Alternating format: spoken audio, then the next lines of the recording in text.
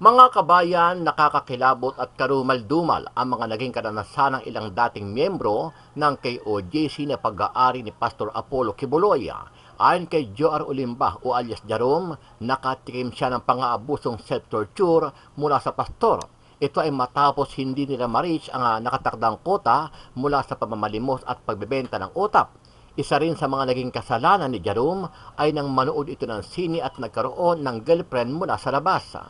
Ako po ay nakaranas ng karumal-dumal na self-torture po na utos po ni Pastor Kibuloy.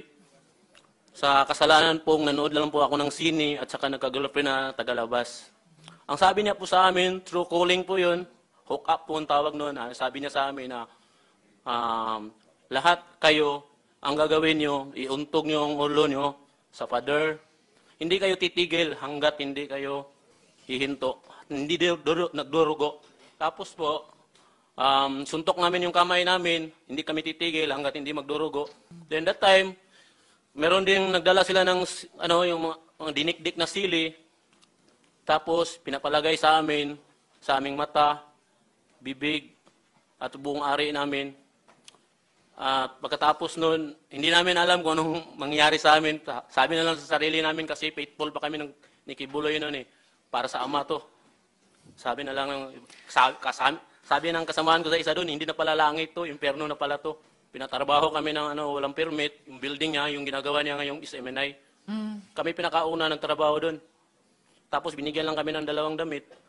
Maliban kay Jerome, naglabas din ng sama ng loob ang isang dating miyembro ni Kibuloy na si Jocelyn Mundihara. Ayon kay Jocelyn, isang anak niya na edad 13 anyos ang nakaranas ng pang-aabuso mula sa mga opisyal ni Pastor Kibuloy matapos i-brainwash ito at isama sa tinatawag nilang glass house na pinagdadalahan sa mga minor de edad para magsilbi kay Kibuloy. Tapos hanggang sa hindi ito na yun. Ito na yung ito na yung gusto ko. Magtinda na lang habang buhay para sa anak. Para kay Pastor Kibuloy, kay gusto daw niya makarating sa 7th heaven. So, ibig sabihin, sabi ko, Nak, mayroong nagsabi sa iyo. Kasi hindi mo alam yan Bakit mo masabi? 13 years old ka lang. New convert ka lang. So, meron nagsabi sa iyo niyan. Ayaw niyang aminin. Tapos sabi niya, Mama, lagi kong ini-insist sa kanya, Madam Chair, na, anak, mag-aral ka, sige, kung gusto mo dyan, maglingkod ka dyan, maging alay ka ng buhay mo kay Pastor, through Pastor Kibuloy, mag-aral ka talaga. Ang sabi niya, pinaka-worst na, sinabi ni isang anak sa isang ina, Mama, hindi naman talaga kayo ang tunay na may-ari ng buhay namin. Ginamit lang kayong instrumento ng Diyos para mailuwal kami. Pero ang nagmamay-ari sa amin si Pastor Kibuloy, ang anak ng Diyos. Sabi ko, sabihin mo, kasi pupuntahan ko yung sinong nagsabi sa'yo, ayaw niya talagang sabihin. Samantala nang tanungin naman ni Senator Risa Hontiveros ito si Apollo Kibuloy, kaugnay sa iba't ibang akusasyon laban sa kanya, mariin itong itinanggi ng pastor at sinabi niya na walang katotohanan ang lahat ng mga aligasyon laban sa kanya. Hamon pa ni Kibuloy sa mga nagrereklamo sa kanya na mag-file ng kaso sa korte at doon niya ito haharapin. Sinexually abuse nyo ba ang mga babae at mga menor de edad? At Wala ginamit nyo pong- ba ang relihiyon para i-sexually abuse Wala sila? pong katotohanan yung kanilang mga sinabi. Pinalimos nyo po ba yung mga bata para i-sustain ang operasyon ng KOJC at Wala- para tustusan ang inyong Wala lifestyle? po kaming mga palisiya na magpalimos ang bata. Pinayagan nyo ba yung pang-aabuso at pag-torture sa mga miyembro nyo? Hindi Halimbawa yung parusang dry fast. Hindi rin po polisiya ng kingdom ang batas ng pagparusa ng tao ay ipapasting para mamatay. Kayo ba yung nakaisip nung modus na piliting magpakasal yung mga miyembro nyo na hindi naman magkarelasyon para manatili sila sa ibang bansa? Sino pong nakaisip nun, nung modus na yon? I invoke my right to remain silent on this issue. Mr. Kibuloy, boses nyo ba yung nasa audio file kanina, yung binabantaan mo yung si Stephanie o si Pane? It appears na parang boses ko, pero hindi Alright. ko po ma-authenticate kasi ngayong panahon na to, malakas ang AI. Ano ang masasabi mo dito, kabayan? Naniniwala ka ba sa mga akusasyon ng mga di umano ay mga biktima at dating miyembro ni Kibuloy na nakaranas ng iba't ibang klase ng pang-aabuso? Sama-sama nating panoorin ang buong video at pakicomment nyo po ang inyong mga reaksyon at sariling opinyon. Pero bago yan, sa mga hindi pa po nakasubscribe sa ating channel na Kabayan News PH, pakipindot po ang subscribe button at pakiclick na rin ang notification bell para lagi kayong updated sa mga bagong upload natin na legit at napapanahong balita. Maraming pong salamat. By the way, ako pala si Joar Olimba and Iki alias Jerome. Ako po ay isang full-time worker sa under po ng logistic department na wala ibang ginagawa, magtinda, mag-solicit sa lahat ng Metro Manila at buong NCR. Ako po ay diniritso ko lang po kasi na ano ko na po ba, di ba? Opo. Yung ano na lang, nakaranas po ako ng karumal-dumal na ano sa loob ng compound ng Kingdom of Jesus Christ. Doon po sa Baliches, sa Oyo, Quezon City. Ako po ay nakaranas ng karumal-dumal na self-torture po na utos po ni Pastor Kibuloy. Sa kasalanan pong nanood lang po ako ng sine at saka nagkagirlfriend na tagalabas. Ang sabi niya po sa amin, true calling po yun, hook up po ang tawag noon. Sabi niya sa amin na lahat kayo, ang gagawin nyo, iuntog nyo ang ulo nyo sa pader. Hindi kayo titigil hanggat hindi kayo hihinto. Hindi nagdurugo. Tapos po, suntok namin yung kamay namin, hindi kami titigil hanggat hindi magdurugo. Tapos, mayroon pa nga ako mga katibayan dito, Madam Chair, na sa kamay ko, may mga pasak pa pati dito sa noo ko. Then that time, meron din nagdala sila ng yung mga dinikdik na sili. Tapos, pinapalagay sa aming mata, bibig, at buong ari namin. At pagkatapos nun, hindi namin alam kung anong mangyari sa amin. Sabi na lang sa sarili namin kasi faithful pa kami ni Kibuloy nun para sa ama to. Sabi na lang, sabi ng kasamaan ko sa isa doon, hindi na pala langit to, impyerno na pala to. Yun ang sabi ng kasamaan ko noon that time. That time, hindi pa nakontinto. Pagkatapos, after 2 weeks ata, dinala pa kami sa doon sa Guadalupe. Pinatrabaho kami ng walang permit, yung building niya, yung ginagawa niya yung SMNI. Kami pinakauna nagtrabaho doon. Tapos binigyan lang kami ng 2 damit. Yun lang, palitan lang. Trabaho kami noon, 2 buwan yata kami nagtrabaho doon. Doon, pagtatrabaho namin, para sa ama din. Yung ginagawa namin kasi para sa ama, nagdadalangin din kami. But that time, was time na sa katagalan namin magtrabaho doon, naisipan namin parang hindi na yata tama to Di ba? Pagtatrabuhain ka na walang permit, tapos bawal kami magtrabaho ng umaga kasi bawal nga, kasi walang permit. Gabi kami, madaling araw, hanggang umaga, alas 6 kami magtrabaho. Lahat ng mga kwarto doon sa building na yon, binabar down namin, ginagamitan namin ng hammer. Yun lang ginagawa namin. Ilang taon yun, ay ilang buwan. Kaya pagkatapos noon, naisipan namin siguro na, nag-isipan namin na tumakas na lang. Wala kaming pira noon that time, di ba? Wala kaming damit. Is lang, di ba? Ang ginawa namin, meron kami nakukuha ng mga doon, mga bakal, Madam Chair. Mga bakal, tapos meron kaming doon kaibigan sa labas kasi hindi kami makalabas kasi meron kaming gwardiya, 2 may mga armado Mga Armalite pa yung mga baril. Wow, long arms. Naka-uniform pa na task force, Davao, that time yun. Task Force Davao sa Guadalupe, sa Makati? Opo. Pagpanis din namin doon sa OU, meron din mga 2 armado din, may mga baril din. Hindi kami makalaban, kaya para sa ama na lang yung ginagawa namin, yung punishment namin.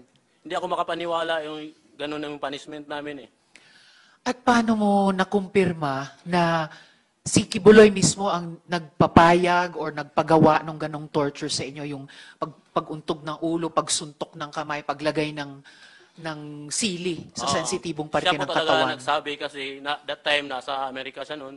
Kapag kasi that time noon, yun, MOB, month of blessing niya noon Tapos, lumit yata yung kita, kaya galit na galit siya. Kahit minor lang yung kasalanan namin, yun ang for the first, hindi kami kapaniwala, yun yung sinabi niya na, bakit ganun yung punishment namin? Kasi kadalasan yung punishment namin, lang yung sinasabi natin, yung fasting lang, or di, palo sa puwit, di ba? Hindi yung, naisip namin, para naman to, fraternity, di ba? Pag ganun. That time, tinawag kami lahat, pinaakyat kami sa taas. Lahat ng may mga kasalanan, Madam Chair, pinaharap doon sa altar. Tapos tumawag si Kibuloy through calling, hook up, tapos yung cellphone tawag siya, tapos kinokonek sa speaker para marinig namin lahat. Tapos binabanggit nila yung lahat ng mga kasalanan namin isa-isa. May naglalaro lang ng Dota. Kung sa akin nun, nanligaw lang ako tapos nanood ng sine. Samantala sila, nanonood pala sila ng sine sa Amerika everyday. Di ba? Sabi ni Ate Gigi. Oo. So, narinig nyo talaga siya, yung boses niya na mag-utos ng palagi ganyang yan, mga Madam Chair, torture. kasi hindi na bago palagi. Kasi palagi din ako na-hook up niya dati. Kapag nakakasuntok ako ng guard sa mall, kapag nagtitinda ako, kasi nagagalit ako eh. Nagagalit ako sa mall kapag nahuhuli ako tapos sasabihin ng guard, Kibuloy yan, siyempre. Magpakamatayan kami para sa kanya, di ba? Ihanda namin, buwis namin ng buhay para sa kanya. Ayaw namin, kasi yun ang utos namin, hindi dapat si Kibuloy. Hindi siya masali sa anong ginagawa namin na paghahanap ng pera. Di ba? At tama ba, Sir Joar, yung balita namin na pagkatapos lumabas yung video testimony mo nung sa nakaraang hearing, ay kinasing yung maliit mong karinderya? Opo, meron kasi. Tinanong ko po yung may-ari ng... Hindi to kasi pagkatapos, hindi na ako umuwi doon kasi natakot na ako eh. Tinawagan ko yun yung may-ari ng inaupahan ko doon sa karinderya ko. Sabi sa akin, huwag ka muna umuwi dito kasi mayroong mga tao dito nagpipicture. Tapos naghahanap, saan daw ako. Kaya hindi na ako umuwi. Okay, salamat kayo. Thank Salamat you po, Ma'am. Sir Joar. At ngayon gusto ko rin matanong si Ms. Jocelyn Mondehar. Ms. Jocelyn, tama ba na yung anak mong minor ay dating miyembro ng KOJC? Yes po, Madam Chair. At yung anak niyo po, siya din po ba ay pinalimos ng Yes po. KOJC? Okay. So, bakit mo siya kinuha sa KOJC, yung anak mo? Gusto ko po sana umpisahan yung ano ko. Yes, sige po. Briefly kung maaari. Sige po. Mapagpalang araw sa ating lahat po, no? Gusto ko lang itong i-share, hindi dahil galit ako. Kasi napakabuti ng Diyos sa akin ngayon. Simula nung nag-withdraw ako ng loyalty, nagpaalam ako sa office ni Mr. Kibuloy dito sa May Angono, KLC. Last year, nagpaalam ako na mag-withdraw ako. Kasi ayoko na magsimba pa dyan or maniwala, magiging patuloy na maging sympathizer kung nagdududa na ako sa kanya. So, nirespeto ko pa rin yung ministry niya. Nagpaalam ako.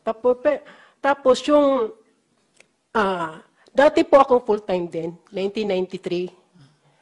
Katulad din ng iba, ginawa din kami taga-produce ng pera through sa paglilimo sa iba't ibang paraan. Umaakyat ako ng bus, o gamit yung mga iba-ibang association, lahat-lahat na lang ginawa namin. 21 November 25, lumabas ako kasi nagkaroon ako ng ulcer. Kasi 1999, naranasan ko din yung parusan dry fasting. From Cagayan, pinapunta ko ng Davao for dry fasting, 7 days, nang hindi ko din alam kung bakit. Wala nang nagsabi. Until now, ano ko pa yun? Yun ang ano ko ngayon. Kasi nagkaroon ako ng ulcer nga hanggang ngayon. Ano ko pa rin yan. Yun pa rin ang sakit ko. Tapos, year 2021, April, naimbitahan yung anak ko na 13 years old. Actually, 3 sila. O yung kasama din yung anak kong 13 years old sa Angono KLC para daw sa preparation for youth camp practice. Tapos pinayagan ko lang kasi mas gusto ko kasi bilang isang ina, gusto mo mga anak mo mapalapit sa Diyos para hindi mapariwara. So pinayagan ko. Nagulat ako, dumating yung gabi, yung 2 anak ko na lang ang nakauwi.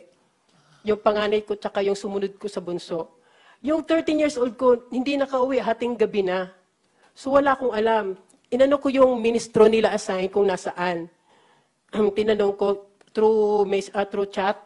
Hindi rin niya alam. Tapos nalaman ko na lang sa may kapitbahay ko na member din nila na dinala pala yung anak kong 13 years old sa tinatawag nilang glass house. Itong glass house na to, ito yung dinadalhan nila ng mga young people na nare-recruit nila for training sa logistics, yung pagtitinda. Doon nila dinadala sa glass house. Exclusive yun sa mga young people. Doon nila dinadala. Tapos hindi ko kaagad na, wala akong means of communication sa anak ko kasi wala naman siyang cellphone. Tapos after 3 days, sa pangungulit ko doon sa ministro nila, nakausapin ko yung anak ko, nakausap ko siya sa cellphone through sa youth leader na na-assign si Rima Fauni, yan. Tapos yun nakausap ko siya, bigla akong nagulat dahil nag-iba yung salita niya. For a 13 years old, nagulat ako. Mama, hindi na ako mag-aral. kasi babalik na ang Panginoon, tapos si Pastor Kibuloy mag-glorified na. So nagulat ako kasi bagong member lang yung 13 years old ko at that time, ano siya masipag yun mag-aral. Talagang sobrang sipag niya mag-aral. Nagulat ako, ganun na ang salita niya. Tawag dito, sabi ko, anak, ganito yan kasi dati akong worker dyan, so alam ko. Kahit pa mag-glorified si Pastor Kibuloy or bumalik ang Panginoon, magpatuloy ang mundo, hindi totoong matunaw ang mundo. Kailangan mong mag-aral kasi yun ang tama dahil minor ka. Tapos hanggang sa hindi ito na yun. Ito na yung ano ko, ito na yung gusto ko. Magtinda na lang habang buhay para sa anak, para kay Pastor Kibuloy, kay gusto daw niya makarating sa 7th heaven. So, ibig sabihin, sabi ko, Nak, mayroong nagsabi sa iyo. Kasi hindi mo alam yan Bakit mo masabi? 13 years old ka lang. New convert ka lang. So, meron nagsabi sa iyo niyan. Ayaw niyang aminin. Tapos sabi niya, Mama, lagi kong ini-insist sa kanya, Madam Chair, na, anak, mag-aral ka, sige, kung gusto mo dyan, maglingkod ka dyan, maging alay ka ng buhay mo kay Pastor, through Pastor Kibuloy, mag-aral ka talaga. Ang sabi niya, Mama, pinaka-worst na, sinabi ni isang anak sa isang ina, Mama, hindi naman talaga kayo ang tunay na may-ari ng buhay namin. Ginamit lang kayong instrumento ng Diyos para mailuwal kami. Pero ang nagmamay-ari sa amin si Pastor Kibuloy, ang anak ng Diyos. Sobrang, sabi ko, sabihin mo, kasi pupuntahan ko yung sino nagsabi sa'yo, ayaw niya talagang sabihin. Ayun, okay na. Actually, Miss Jocelyn, talagang, sa puntong yan talagang napakasakit marinig at nakakabahala sa isang ina. Pero baka senyales din ito na kailangan din natin pagkatapos nyo ngayon, marinig si Mr. Kibuloy at marinig sina General Torre bago lalong sumama yung panahon. So, kung maaari ko kayong pasalamatan sa punto pong ito, pero kung mayroong pang mga tanong, mamaya please stay on. Pwedeng last na lang, inanong ko na lang Sige po, Ms. Jocelyn. Kasi dito po, nagpatuloy na siya doon, tapos dahil sa ano ko na ipag-aralin siya, dito ang pinakamalaking problema dahil pineke nila yung pag-aaral ng anak ko. Kinuha nila yung report card, previous report card ng anak ko ng grade 8, tapos PSA, kunyari in-enroll nila. Pero sa isip ko bilang isang ina, paano ang isang bata nakakapag-aral ng mula umaga hanggang gabi, madaling araw, nagtitinda ng otak? Di ba hindi dapat? Paano makapag-aral isang bata? 13 years old lang yung anak ko. May sakit pa siya sa baga kasi mahina ang baga noon. Lagi kong sinasabihin, may sakit sa baga ang anak ko. Tapos ma'am, nung time na sinasabi nila na ini-insist ng youth leader na nag-aaral yan te. Ito yung Rima Fauni. Opo. Pati yung dalawa yan sila, si Carla Guillermo. Oo. Okay. Tapos ma'am, napatulong ako sa teacher niya dati, grade 7. Ma'am, pakitrace kung talagang ba na-enroll ang anak ko. So, sabi ng teacher niya, ma'am, kahit saang school, wala siyang makitang pangalan ng anak mo naka-enroll. Pero sinabi niya naka-enroll. Tapos nung time na nalaman ko yun, ma'am, pinagpursige ako. Sabi ko, pupuntahan ko yung hideout nyo kasama ang DSWD at DepEd, may kausap na ako. Siguro sa takot nila, mama, iskandalo, hinatid nila yung anak ko sa bahay. So pagdating, ma'am, pagdating nun sa amin na, to make the story short, nakauwi ang anak ko. Dahil siguro napilitan sila. Pag-enroll ko, ma'am, ng grade 9, sinubukan ko i-enroll ulit sa grade 9. Kahit sinasabi nila na na-enroll sa grade 9, sinubukan kong i-enroll sa grade 9 para makita ko kung anong reaksyon ng bata. Kasi kung totoo nag-aral siya, niya ako, mama, hindi, kasi na-enroll na ako doon, nag-aral ako. Wala siya kahit anong reaksyon, ma'am. So, na-confirm ko na hindi talaga siya nag-aral. Tapos Salamat, isa pa, Ms. ma'am, Jocelyn. pinatanong ko po sa teacher, pina-interview ko, ma'am, siya sa teacher. Kung nag-aral ka, sino ang teacher mo, kung online man, o sino ang principal mo sa JMC. Ma'am, wala po siyang alam. Wala po siyang alam. Okay. Maraming salamat, Miss Jocelyn. At talagang mabuhay kayo sa pagkuha, yung matagumpay na pagkuha nyo sa anak ninyo. And salamat din sa pagbanggit sa DSW at DepEd dahil mamaya may itatanong din tayong kahit mabilis sa kanila dun sa pag-rehabilitate ng mga bata na kinuha na ng magulang o ng gobyerno sa KOJC, kaugnay ng moving forward natin mula sa itong napakarami at matitinding problemang naiimbestigahan natin dito. Maraming salamat, Ms. Jocelyn. Paki-stay Yes, po. on sa hearing natin in Yes, case po. may iba pang mga kaugnay na Yes, po. tanong. Maraming salamat din Salamat po. So ngayon po, dadako na po ako kay Apollo Quiboloy. So, Mr. Quiboloy, bibigyan ko po kayo ng pagkakataon na magresponde sa mga akusasyong ito. At marami po sila. Dun sa mga testimonya na ng mga victim survivors. Sinexually abuse nyo ba ang mga babae at mga menor de edad? At Wala ginamit nyo pong- ba ang relihiyon para i-sexually abuse Wala sila? pong katotohanan yung kanilang mga sinabi. Kung meron po silang mga charges na kriminal laban sa akin, malaya po silang mag-file ng kaso at doon ko haharapin at sasagutin sa tamang forum sa korte ng ating lupa tulad ng kinakaharap namin ngayon. And actually, on that matter and for the record, may at least isa sa victim survivors na dati nang naghain ng kaso sa inyo dun sa Davao, kaya lang dinismiss. Kaya inappeal nila sa Department of Justice. Yun naman pong mga testimonya ni na Ms. Valdewesa at ni Julia, tinatanggi nyo ba ang mga testimonyang iyon? Tinatanggi ko po, wala pong mga katotohanan yung kanilang mga sinasabi, kundi sa aking paningin ay kabaligtaran. Ngunit hinahamon ko po silang mag-file ng kaso sapagkat ito'y mga kriminal na mga allegations. At ito ay para maging fair, ay maghain po sila ng mag-file sila ng kaso laban sa akin o kanino mang kanilang gustong mag-file laban sa mga kingdom na leaders or members because we are under the law of the Republic. Tulad po kay Masayon, yung kanyang sinabi, Pastor, i-interrupt ko Oo. muna kayo doon dahil Oo. tinatanong ko muna yung mga Yes. testimonya ni na Ms. Valdewesa at ni Sorry Julia. po. Sorry po. Pinalimos niyo po ba yung mga bata para i-sustain ang operasyon ng KOJC at Wala. para tustusan ang inyong wala lifestyle? po kaming mga palisiya na magpalimos ang bata. O Pero magpalim- walang polisiya man, pinalimos niyo ba sila? Hindi po. Wala pong katotohanan yun. Okay. Yung mga adults po, Ganun din po. pinalimos nyo ba sila or pinayagan nyo ba silang maglimos para sa operasyon Hindi po. at lifestyle Wala ng pong KOJC? polisiyang ganon ang kingdom na magpalimos.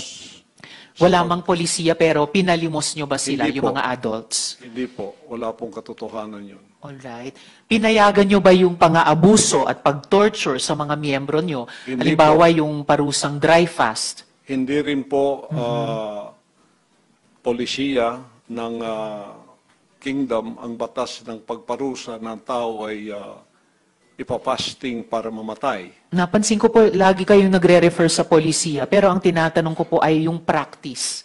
Practice. So, pinaabuso nyo ba, pinatotorture nyo ba yung mga miyembro nyo? Pinapa-dry fast nyo ba sila? Sa freedom of religion po natin, meron tayong separation of church and state.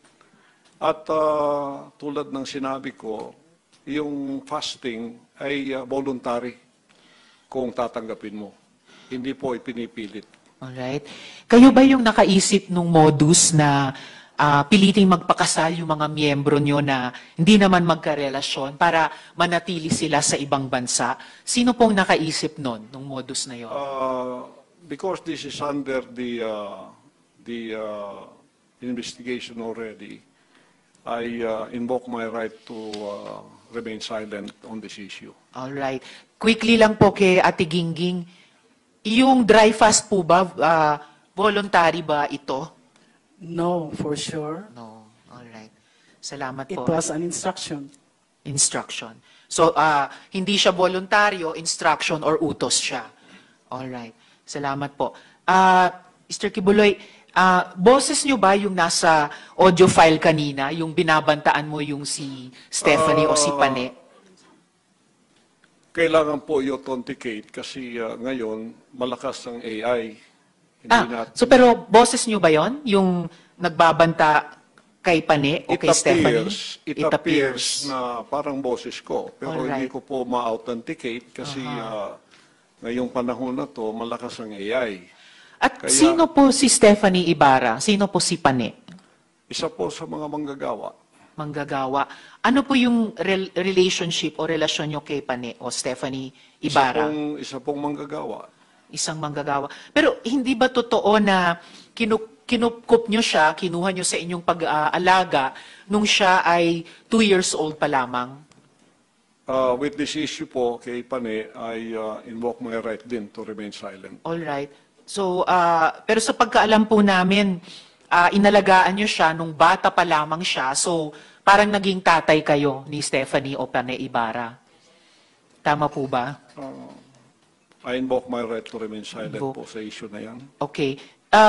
Kasi sa audio file naman po, sa kabila nung sa pagkaalam ay kinupkup nyo siya nung 2 years old pa lamang, bata pa lang siya, na parang naging tatay kayo niya.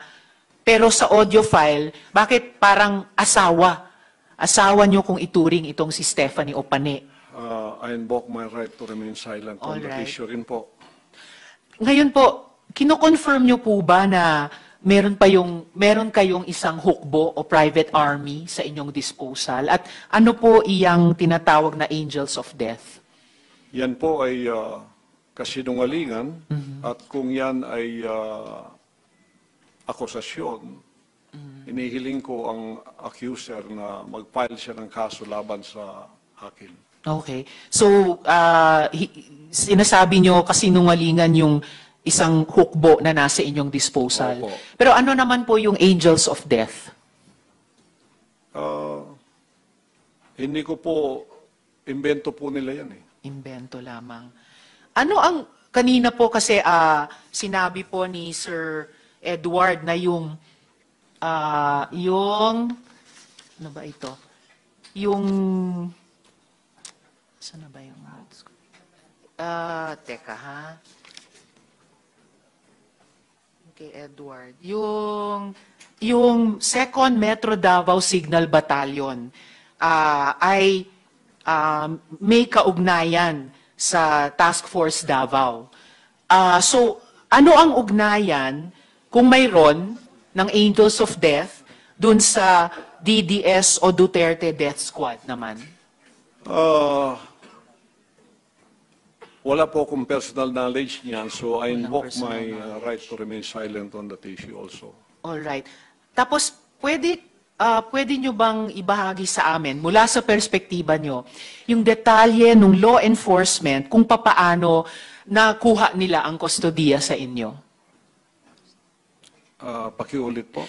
Mula sa inyong pananaw at karanasan, paano pong nakustodiya kayo sa kamay ng gobyerno, ng ating law enforcement With agencies? that issue po, I also invoke my right to remain silent. Alright. Sige.